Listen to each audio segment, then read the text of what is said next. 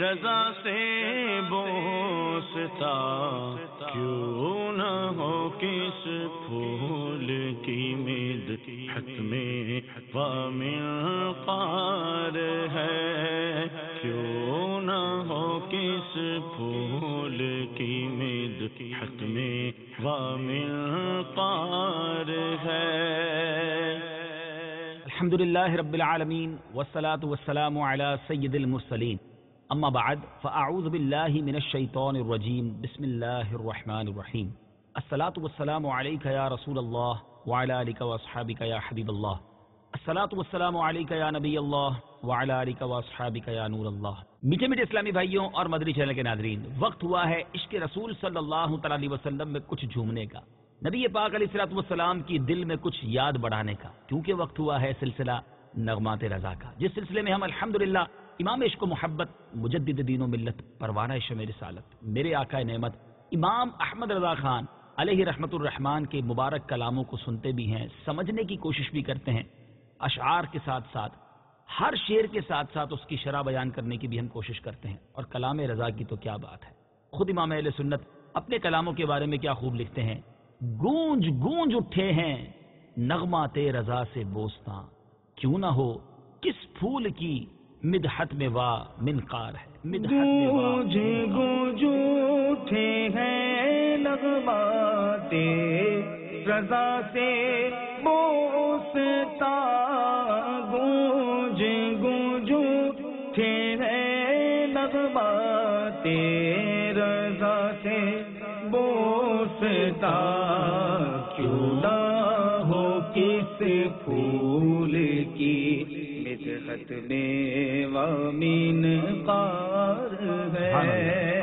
سبحان اللہ، آج کون سا کلام ہوگا اور اس کی شرح ہوگی؟ سبحان اللہ، آج جو کلام ہے وہ بہت خوبصورت، بڑا مشہور و معروف کلام۔ پہلا ہی شعر بڑا نرالا کلام ہے، پل سے اتارو راہ گزر کو خبر نہ ہو، جبریل پر بچھائیں تو پر کو خبر نہ ہو۔ بڑی نرالی بات کی ہے۔ یہ کون سا پل ہے؟ پہلے کچھ مشکل الفاظ کے معنی سمجھ لیتے ہیں۔ اتارو یعنی گزارو، راہ گزر یعنی راستہ، جبریل یقیناً سب جانتے ہیں فرشتوں کے سردار سید الملائکہ۔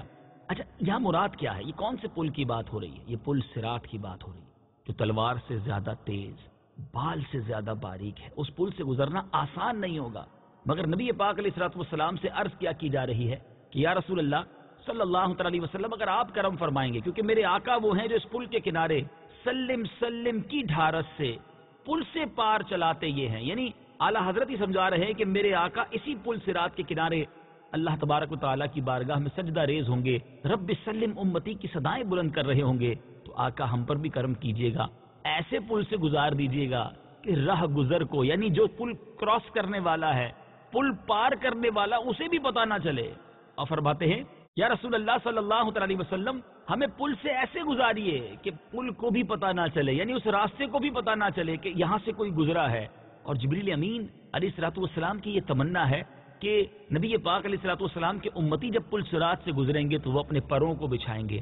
آقا وہ پر تو بچھائیں، لیکن ہم کسی کا احسان لینا نہیں چاہتے، جبریل پر بچھائیں تو پر کو خبر نہ ہو، یعنی اس تیزی کے ساتھ، اس آسانی کے ساتھ، اس جس کو کہیں سہل طریقے سے ہم گزر جائیں کہ نہ پل کو پتہ چلے، نہ جبریل امین کے پر کو پتہ چلے کہ آپ کا امتی وہاں سے گزر گیا ہے، کیونکہ آقا ہم نے تو جبریل کو بھی آپ ہی کے صدقے پہچانا ہے، اللہ کا عرفان بھی آپ کے صدقے ملا ہے، ہم کسی اور کا احسان کیوں لیں؟ ایک اور شاعر کسی اور جگہ بڑے پیارے انداز میں لکھتے ہیں نا، کسی کا احسان کیوں اٹھائیں، کسی کو حالات کیوں بتائیں، تم ہی سے مانگیں گے تم ہی دو گے، تمہارے در سے ہی لو لگی ہے۔ تو اس خطرناک اور جس کو آپ کہیں کہ ہولناک پل سے گزرنے کی التجا بھی ہے، مگر کتنی پیاری التجا ہے کہ آقا گزرنا تو ہے، مگر ایسے گزاریے کہ نہ پل کو پتہ چلے، نہ جبریل امین کے پر کو پتہ چلے، آسانی کے ساتھ یہ غلام گزر جائے۔ اس تصور میں ذرا اس شعر کو سنیے اور اپنی التجا کو پیارے آقا کی بارگاہ میں سوز و گداز کے ساتھ پیش کیجیے۔ پل سے اتارو راہ گزر کو خبر نہ ہو، جبریل پر بچھائیں تو پر کو خبر نہ ہو، تو پل سے اتارو راہ گزر کو خبر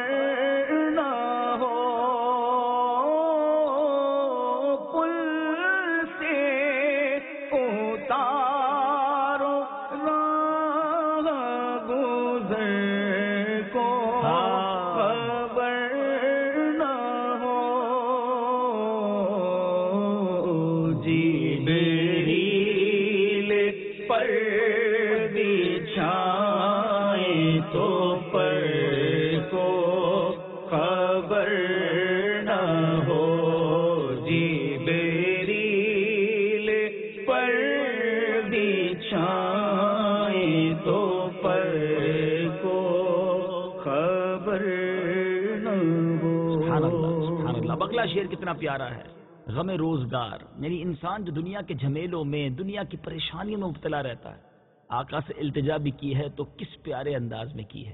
کانٹا میرے جگر سے غم روزگار کا، یوں کھینچ لیجئے کہ جگر کو خبر نہ ہو۔ یعنی یہاں غم روزگار سے مراد فکر معاش ہے، روزگار کے مسائل ہیں، دنیا کے کاروبار کے پرابلمز ہیں۔ پھر آگے کہتے ہیں کھینچ لیجئے، یعنی نکال لیجئے۔ اب یہاں بڑی پیاری بات ہے، کسی کے جسم میں کہیں کانٹا چبھ جائے، اور خاص طور پہ اگر جگر کے اندر، دل کے اندر، پارٹ آف دا باڈی کے اندر اگر کوئی حصے کے، جسم کے کسی حصے میں کانٹا چبھ جائے تو کانٹا کھینچنے سے اس حصے کو بڑی تکلیف ہوتی ہے۔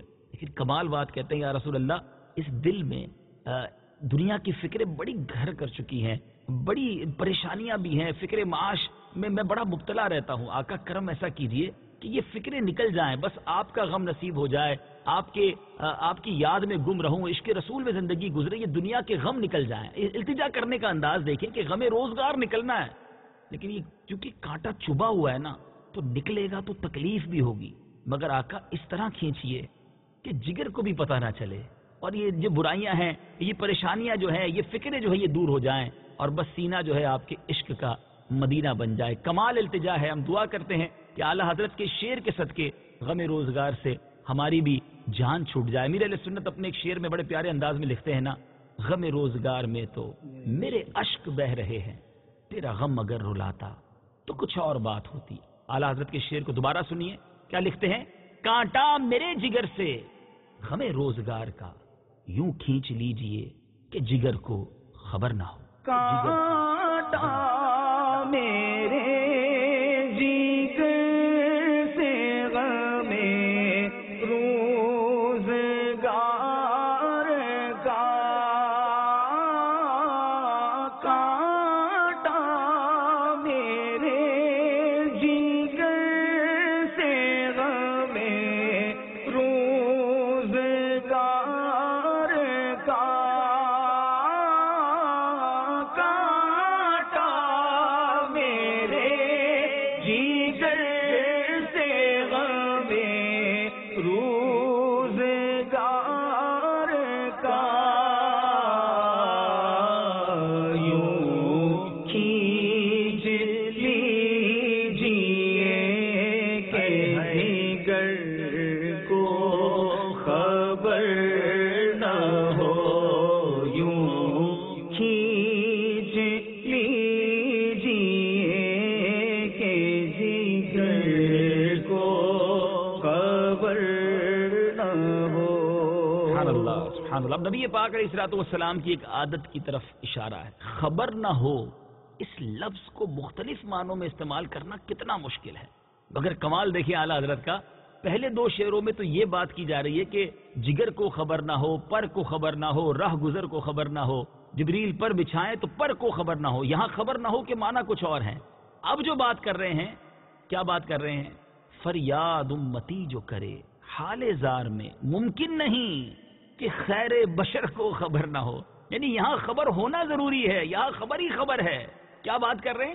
کہ لکھ رہے ہیں کہ فریاد امتی جو کرے، میرے آقا علیہ الصلوۃ والسلام کے دربار میں اگر کوئی امتی فریاد کرے حال زار میں، یعنی تکلیف کے عالم میں، مشکل کے عالم میں، ممکن نہیں، یہ پاسبل ہی نہیں کہ خیر بشر، یعنی جو تمام بشر کے خیر ہیں، سید الانبیاء ہیں، جو ساری دنیا میں سب سے افضل و اعلیٰ ہیں، ممکن نہیں کہ خیر بشر کو خبر نہ ہو۔ ارے آقا علیہ الصلوۃ والسلام کو پتہ نہ چلے، یہ کیسے ہو سکتا ہے کہ امتی تکلیف میں ہے؟ میرے آقا تو وہ ہیں میرے میٹھے اسلامی بھائیوں۔ ایک بار مسجد نبوی شریف میں میرے آقا علیہ الصلوۃ والسلام کے لیے ایک صحابیہ ممبر لے کر آئیں کہ حضور آپ ایک لکڑی کے تنے سے ٹیک لگا کر خطبہ دیتے ہیں، یہ ممبر میں نے بنایا ہے، اس پر تشریف رکھیے۔ نبی پاک ممبر پر تشریف جلوہ فرما ہوئے، میرے آقا نے خطبہ دینا شروع کیا۔ جب پیارے آقا نے خطبہ دیا تو اس حدیث کے الفاظ ہیں کہ مسجد نبوی شریف میں رونے کی آواز آئی، اور اس طرح رونے کی آواز آئی جیسے بچہ بلک بلک کر روتا ہے۔ صحابہ کرام حیران تھے کہ کون رو رہا ہے، تو دیکھا کہ میرے آقا ممبر سے نیچے اترے، اس سوکھے تنے کے پاس پھر گئے، ایک روایت کے مطابق اس پر ہاتھ پھیرا، ایک روایت کے مطابق اسے سینے سے لگا لیا اور کچھ اس طرح ارشاد فرمایا کہ اگر میں اسے دلاسا نہ دیتا تو یہ میرے فراق کی وجہ سے، مجھ سے دور ہونے کی وجہ سے قیامت تک روتا رہتا۔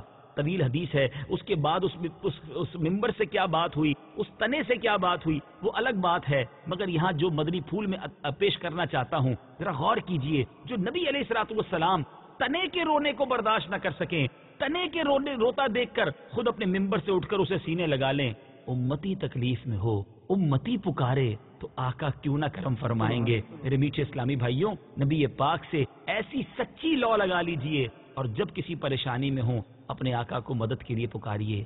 یہ ممکن ہی نہیں کہ خیر بشر کرم نہ فرمائیں۔ ایک اور شعر میں شاعر لکھتے ہیں نا، واللہ وہ سن لیں گے، فریاد کو پہنچیں گے، اتنا بھی تو ہو کوئی جو آہ کرے دل سے۔ تو اعلیٰ حضرت کیا خوبصورت انداز میں لکھ رہے ہیں، فریاد امتی جو کرے حال زار میں، ممکن نہیں کہ خیر بشر کو خبر نہ ہو۔ فریاد امتی جو کرے حال زار میں،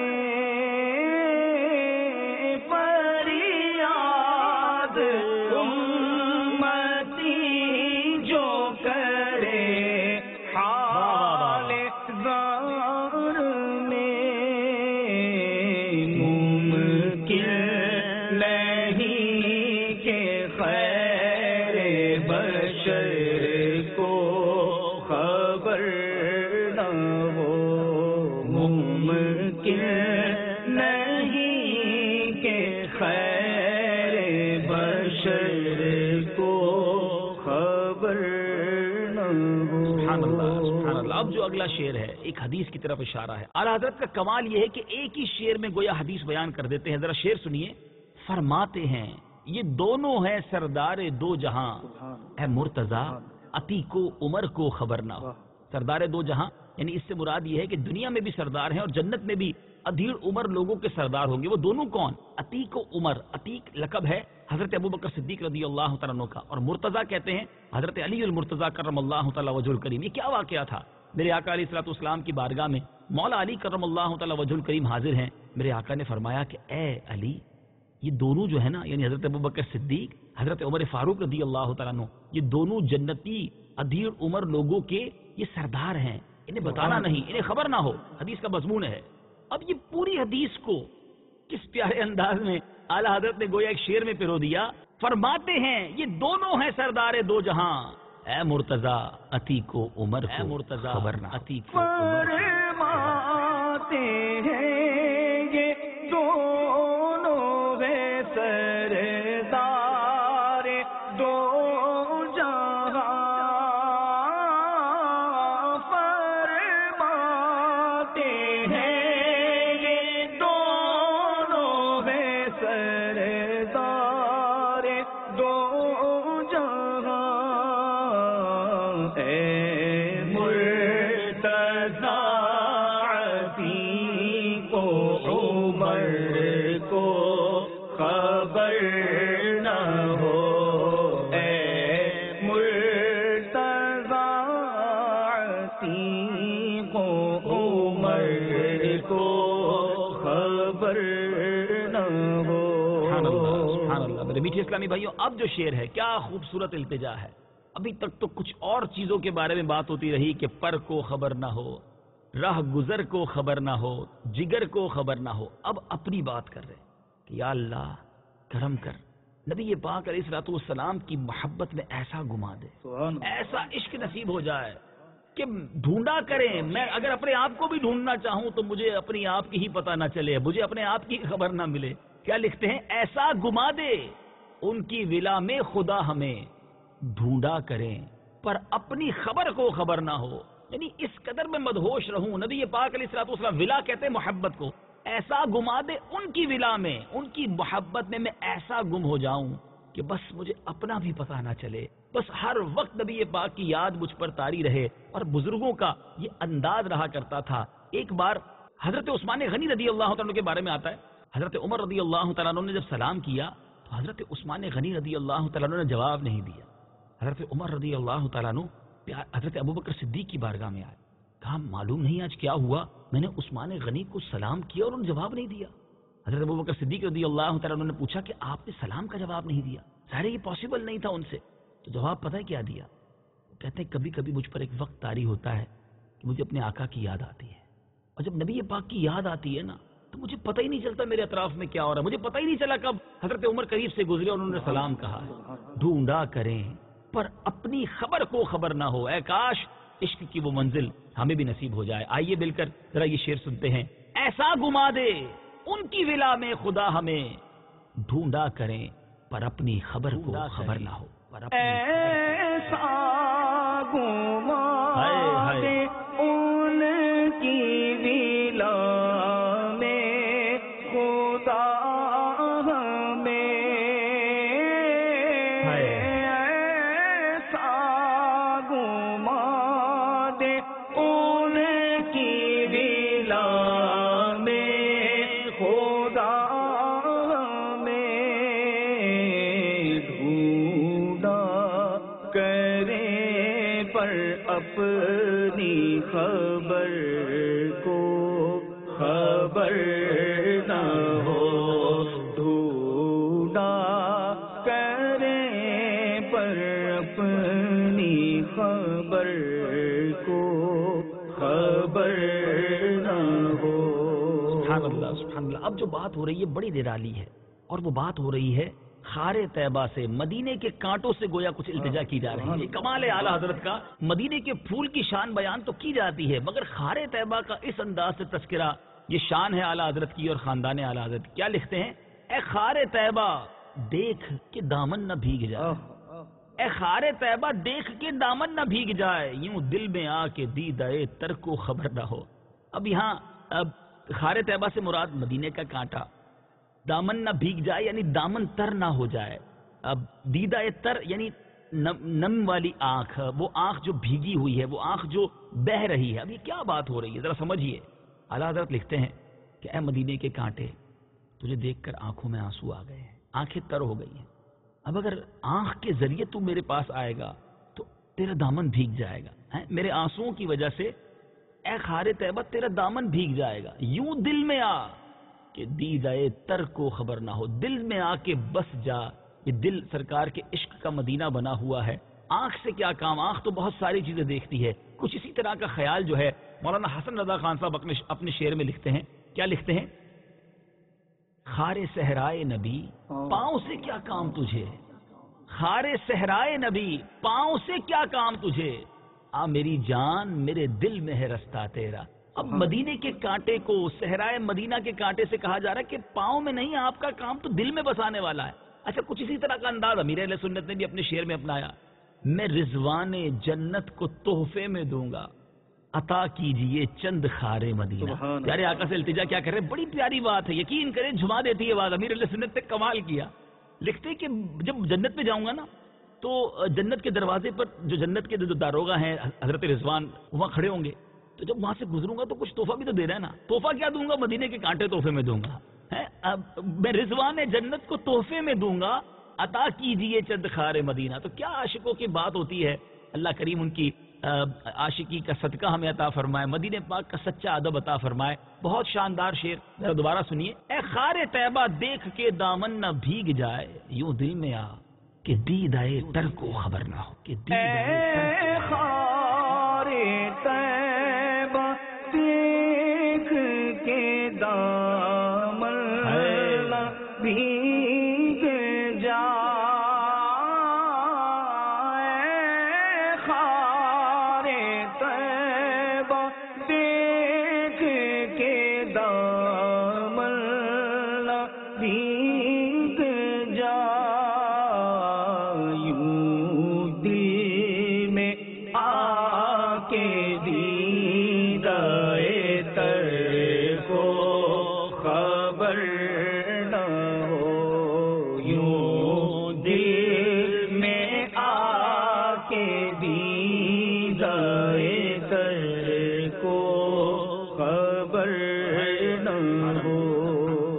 میٹھے میٹھے اسلامی بھائیوں اور مدنی چینل کے ناظرین، اب جو شعر ہے وہ اس نعت کا مقطع ہے. اور آپ نے دیکھا ہوگا ہم اپنے سلسلے میں یہ عرض کیا کرتے ہیں کہ اعلیٰ حضرت کے کلام کا جو عطر ہے وہ مقطع ہوا کرتا ہے. اب اس میں کیا عطا فرمایا اعلیٰ حضرت نے؟ کمال بات لکھتے ہیں. اب قیامت کے دن کا نقشہ کھینچ رہے ہیں کہ وہ دن جب کسی کو کسی کی پرواہ نہیں ہوگی، نفسا نفسی کا دور ہوگا، کون حامی ہوگا، کون مددگار ہوگا. اعلیٰ حضرت لکھتے ہیں ان کے سوا رضا کوئی حامی نہیں جہاں، گزرا کرے پسر پہ پدر کو خبر نہ ہو. پسر کہتے ہیں بیٹے کو، پدر کہتے ہیں باپ کو، یعنی بیٹے پر گزرے گی تو باپ کو بھی پتہ نہیں ہوگا. اور ان کے سوا، کس کے سوا؟ نبی پاک علیہ الصلوۃ والسلام کے سوا کوئی حامی نہیں، کوئی مددگار نہیں ہوگا. کہاں؟ جہاں. اعلیٰ حضرت نے لکھا جہاں کہاں؟ قیامت کے دن. اور یہ بات اعلیٰ حضرت نے اپنے طور پہ نہیں لکھی. جی ہاں، قرآن مجید فرقان حمید میں اللہ تعالیٰ ارشاد فرماتا ہے. چنانچہ سورہ عبس میں ارشاد ہوتا ہے، بڑی دل ہلا دینے والی آیت ہے، یوم یفر المرء من اخی و امہ و ابی و صاحبتہ و بنی. ترجمہ کیا ہے؟ اس دن آدمی بھاگے گا اپنے بھائی اور ماں اور باپ اور جوڑوں یعنی بیوی اور بیٹوں سے. لِكُلِّ امْرِئٍ مِّنْهُمْ يَوْمَئِذٍ شَأْنٌ يُغْنِيهِ. ان میں سے ہر ایک کو اس دن ایک فکر ہے کہ وہی اسے بس ہے، اپنی فکر ہے اور کسی کی فکر نہیں ہوگی. اعلیٰ حضرت نے گویا ان آیتوں کی شرح بیان کر دی کہ ان کے سوا رضا کوئی حامی نہیں، کوئی مددگار نہیں ہوگا. کس کے سوا؟ فقط شافع روز محشر ہمارے آقا ہوں گے. آقا والد کی بھی شفاعت کریں گے، بیٹے کی بھی شفاعت کریں گے.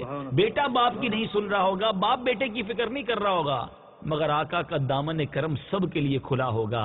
کہیں گے اور نبی اذهبوا الی غیری، میرے حضور کے لب پر انا لہا ہوگا. وہ منظر اعلیٰ حضرت پیش کر رہے کہ دیکھو پھر ان آقا سے کیوں نہ محبت کریں کہ جب باپ بھی بیٹے کو بھول جائے گا، بیٹا بھی باپ کو بھول جائے گا، تو ہم آقا علیہ الصلوۃ والسلام کی جو ہے وہ غلامی سچی اختیار کیوں نہ کرے. بے شیر کو ذرا سمجھیے گا، منظر قیامت کا پیش نظر رہے.